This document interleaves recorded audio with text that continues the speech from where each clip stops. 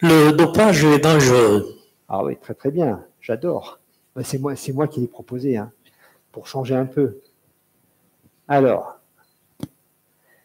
oui.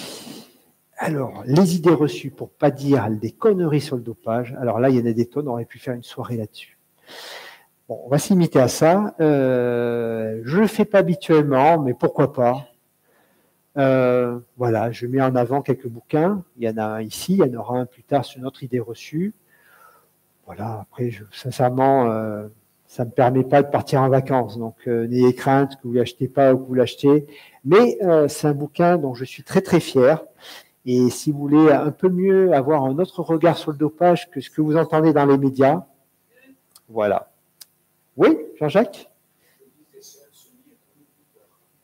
Ah oui, oui, bon, ça, oui, pour les médecins, c'est pas rien. Pour les professions paramédicales non plus.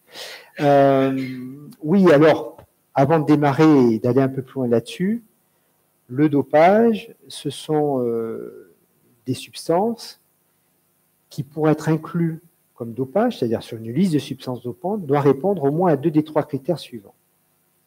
Amélioration des performances, ok, bon, si on fait du sport, ça paraît logique. L'esprit sportif, c'est-à-dire aller à l'encontre de l'esprit sportif. Bon, ça, c'est un vague débat, on pourrait y passer la soirée. Qu'est-ce que l'esprit sportif? D'ailleurs, il n'y a pas de définition en tant que telle de l'Agence mondiale antidopage. Et les risques sanitaires. Ok, donc là, les risques sanitaires, c'est les effets secondaires. On arrive un peu sur le sujet. Alors, les risques sanitaires qu'on évoque sur les substances, qui pour la plupart sont des médicaments que vous avez peut-être pris, que voilà, vous ne prendrez peut-être jamais, j'espère, sont-ils réels? C'est-à-dire que lorsqu'ils sont évoqués au titre du dopage, est-ce qu'ils sont réels? Réels. Et après, j'en arriverai sur est-ce que le danger ne vient pas du sport plus que du dopage?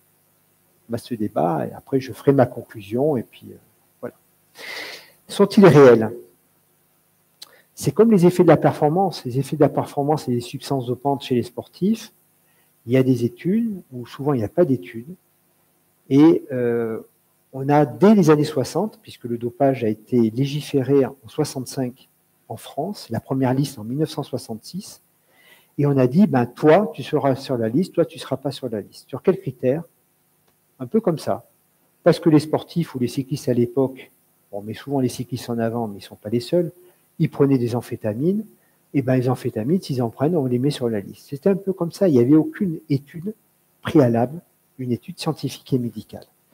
Voilà. Et pour les effets secondaires, donc ça c'est sur les effets de la performance, les effets secondaires c'est pareil. Les effets secondaires, ils partent du principe que, alors soit c'est le Vidal, c'est-à-dire, vous avez vu, il y a des notices sur les médicaments, il y a des effets secondaires. Mais on ne sait pas s'ils arrivent sur une personne sur 10, une personne sur 5, dans tous les cas. Donc voilà, on a mis l'érythropoïétine en risque 6, ça. Bon, aujourd'hui, on n'a pas démontré grand-chose d'ailleurs. Voilà, donc il faut être très prudent sur ce qu'on met en avant, la dangerosité des produits. Et je vais essayer de vous démontrer par rapport à la notion de... Alors, j'ai emprunté ça sur un des articles du bouquin avec le professeur Michel Audran, que certains connaissent, hein, qui est un éminent spécialiste de la faculté de pharmacie de Montpellier, qui est aujourd'hui à la retraite, qui était directeur du laboratoire d'urgence antidopage à Châtenay-Malabry à Paris, et qui m'a fait, avec son adjointe, qui m'a fait un peu une revue en 2017 de la littérature, de ce qu'on savait sur les risques de la prise de substances dopantes, bien sûr, par les sportifs. Alors, j'ai mis en jaune ce qui était important à vous transmettre ou à relever, c'est les effets secondaires de ces substances décrites dans la littérature ont été observés essentiellement chez les patients, des gens qui étaient malades qui prenaient ces médicaments, mais pas chez les sportifs. Un sportif, c'est pas un patient, c'est pas quelqu'un qui a une détérioration de la santé. Donc ça peut changer beaucoup de choses par rapport aux effets dus aux médicaments, aux effets secondaires ou indésirables. Peu de publications en rapport des effets secondaires graves dans la population sportive. Ok, peu. Alors ça ne veut pas dire qu'il n'y en a pas, mais à l'heure d'aujourd'hui, on ne peut pas mettre en avant ça. Ou il faut le mettre vraiment avec des pincettes. Ok? Et puis souvent, quand on le retrouve dans le milieu sportif, c'est plutôt le milieu du bodybuilding ou du culturisme. C'est la même chose. Culturisme, c'est le mot bodybuilding en français. Et souvent, c'est un cas. Vous avez un article scientifique sur un cas, mais pas sur une population. On peut l'imaginer sur une population qui est compliquée à accéder aussi. Donc le danger aujourd'hui, que l'on trouve toutes les substances dopantes sur Internet aussi. Donc vous pouvez, des gens qui peuvent acheter des substances, des médicaments, qui sont frelatés. Ça, c'est valable pas que pour les sportifs. Tout ce que vous achetez sur Internet, hein, pensez comment c'est fait derrière. Quelle matière première? Est-ce que c'est pas contaminé par tel ou tel produit? Donc les données en pharmacologie, en anthropologie, parce que ça c'était sur le dopage est-il une addiction, hein, on parlait tout à l'heure de surentraînement, on pourrait dire qu'il y a certains qui sont sur l'addiction, ils font plusieurs heures par jour, ils n'arrivent pas à s'en défaire, et c'est un problème sur le plan social. Donc là c'est la deuxième partie, le dopage est une addiction, donc Michel Audran vous le connaissez, Guillaume Sudry est un anthropologue, il a fait une thèse sur le dopage et l'anthropologie, et tant le pharmacien que le pharmacologue ou l'anthropologue, eh ben, ils disent qu'aujourd'hui, on n'est pas capable de dire s'il y a un effet secondaire des substances dopantes sur le plan de l'addiction. C'est-à-dire, a priori, on n'est pas addict aux substances dopantes. J'ai reposé la question et j'ai croisé le week-end dernier, le vendredi dernier, jeudi dernier d'ailleurs, il y a une semaine, le professeur Philippe Jean Parquet, qui est un spécialiste du dopage et psychiatre et addictologue, et il m'a dit la même chose. Donc on va le croire, et croyez-moi. Et j'ai écrit un truc, c'était un essai, et je termine là-dessus. Et si le sport était plus dangereux que le dopage, c'était le titre, d'ailleurs d'idée reçue. Et j'essaye de prouver, alors vous allez me dire, je suis parti peut-être avec une idée que je voulais prouver ça, j'ai essayé de prendre la distance, mais j'ai essayé de montrer vraiment, et en donnant plein d'exemples d'effets très dangereux du sport, avec des décès, hein, automobiles, de courses de moto, etc., extrêmement dangereux. Le Paris-Dakar, s'il n'y a pas un décès par an, c'est que le Paris-Dakar n'a pas eu lieu. Hein, c'est malheureux, mais c'est ainsi. Donc, si on fait des connaissances qu'on a aujourd'hui entre les dangers du sport et les dangers liés au dopage, on est quand même sur un équilibre, un déséquilibre qui est en défaveur du sport, très largement pour moi. Il peut y avoir discussion, et je suis tout à fait prêt à discuter avec vous de ça. Voilà. Bon, je citais l'Académie nationale de médecine qui évoque que c'est un vrai problème de santé publique le dopage, mais ils disent à la fin, on n'a pas d'études. Donc, quand on n'a pas d'études, on la ferme, même si on a une Académie nationale de médecine. Surtout si on a une Académie nationale de médecine. Donc, attention, c'est comme les grosses études scientifiques dans The Lancet et autres, on l'avait vu avec le Covid, où il y en a qui sont un peu frelatées aussi, c'est comme les substances.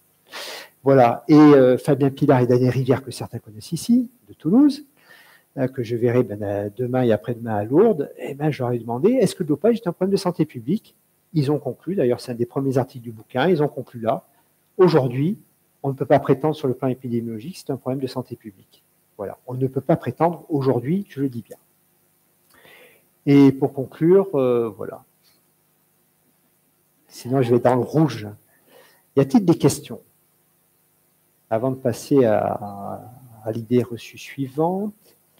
Alors, bien sûr, c'est quelque chose qui télescope un petit peu avec vos regards, avec votre ressenti, avec des représentations qui sont essentiellement sociales et qui sont liées malheureusement aux médias, et pas qu'aux médias, également aux médecins et aux spécialistes, quoi, du moins ceux qui se croient spécialistes du dopage. Jean-Jacques, c'est à toi avec le micro.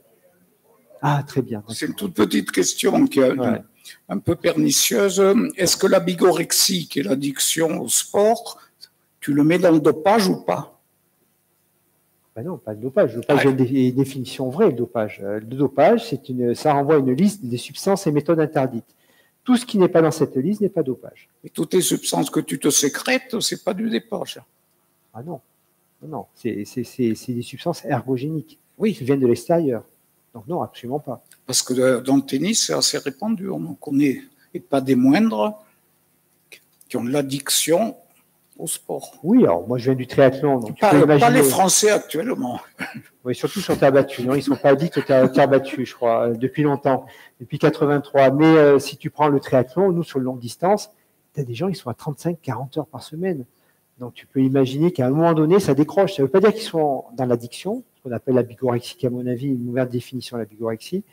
L'addiction au mouvement, oui, mais dans ce cas-là, c'est l'effet délétère du sport, mais pas du dopage, puisque ça n'est pas. Voilà, ben oui, ça confirme. Oui, c'est l'idée. Oui, tout à fait.